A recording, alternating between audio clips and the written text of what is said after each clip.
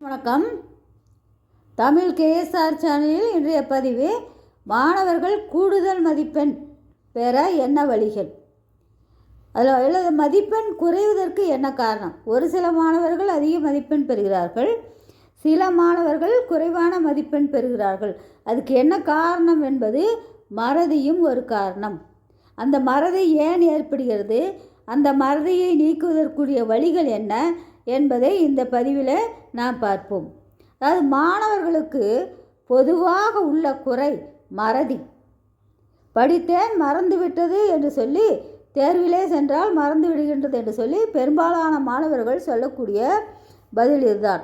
நன்றாக படித்தேன், ஆனால் தேர்வு எழுதும் பொழுது எல்லாம் மறந்து விட்டது என்பார். இது மறதி அல்ல, ஆர்வமின்மையே காரணம். அதாவது திரை இசை, சினிமா திரை இசை பாடல்கள் மறப்பதில்லை, பாடம் மறந்து விடுகிறது. சினிமா பாடல் அதுக்கு என்ன காரணம், ஏன் மறக்குது? அதுவும் பாடல் தான், இதுவும். இப்போ தமிழ் எடுத்துக்கிட்டால் தமிழ் செயல்கள் பாடல்கள் இருக்குது, புது கவிதைகள் இருக்குது, இது போன்ற பல செய்திகள் இருக்குது. ஆனால் சினிமா பாடல் கேட்பதில் ஆர்வம் இருப்பதால் மனப்பாடம் எளிதில் ஆகிறது. இதுதான் காரணம். ஆனால் படிக்கும்போது பாட்டு கேட்டுக்கொண்டும் டிவியில் தொலைக்காட்சி பார்த்து கொண்டும் படிப்பது, அல்லது மற்றவர்களிடம் அவ்வப்போது பேசிக்கொண்டு படிப்பது, இப்படி கவனமில்லாமல் படிக்கின்றனர். அதில் ஆசிரியர் பார்க்கும் பொழுது படிக்கிறது, ஆசிரியர் கொஞ்சம் நகர்ந்தோடனே படிக்காமல் இருக்கிறது, கவனம், இது போன்ற காரணங்களால் கவனம் சிதறுகிறது. அதனால் பாடப்பகுதிகள் மறந்து விடுகிறது. தேர்வு வரைக்கும் நினைவில் நிற்பதில்லை. சரி, இது என்ன பண்ணலாம்? இப்படி தான் இருக்குது, மாணவர்கள் இப்படி தான் இருக்காங்க, இதற்கு நீக்கிறதுக்கு என்ன வழி பண்ணலாம் அப்படின்னா, மறதியை போக்க சில வழிகள். கவனம் சிதறாமல் ஆர்வமாக படியுங்கள். படிக்கும்போது யாரிடமும் பேசாதீர்கள். பாட்டு கேட்டுக்கொண்டு படிக்காதீர்கள்.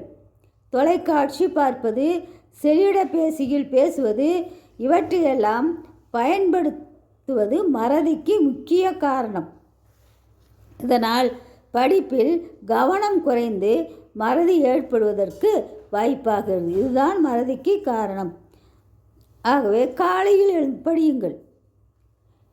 அதாவது படித்ததை எழுதி பாருங்கள். எழுதி பார்ப்பது என்பது மாணவருக்கு அது ஒரு கடினமான வேலை என்று தெரிகிறது. ஆனால் எழுதி பார்ப்பது தான் மனதிலே நன்கு பதியும். ஆகவே படித்ததை எழுதி பாருங்கள். கடுமையான உழைப்பு, கடும் முயற்சியே வேண்டும். அதுதான் உங்களுக்கு வாழ்க்கைக்கு வழிகாட்டும். ஆகவே முயற்சி செய்யுங்கள், வெற்றி அடையுங்கள். அதற்குண்டான பலன் நமக்கு கிடைக்கும். உழைப்புக்கு ஏற்ற ஊதியம் கண்டிப்பாக கிடைக்கும். என்ன ஊதியம் அப்படின்னா, நீங்கள் கவனமாக படித்து அதிக மதிப்பெண் பெறுவதற்கு வழிவகை செய்யும். ஆகவே நன்கு படியுங்கள், அதிக மதிப்பெண் பெறுங்கள். நன்றி, வணக்கம், வாழ்க வளமுடன்.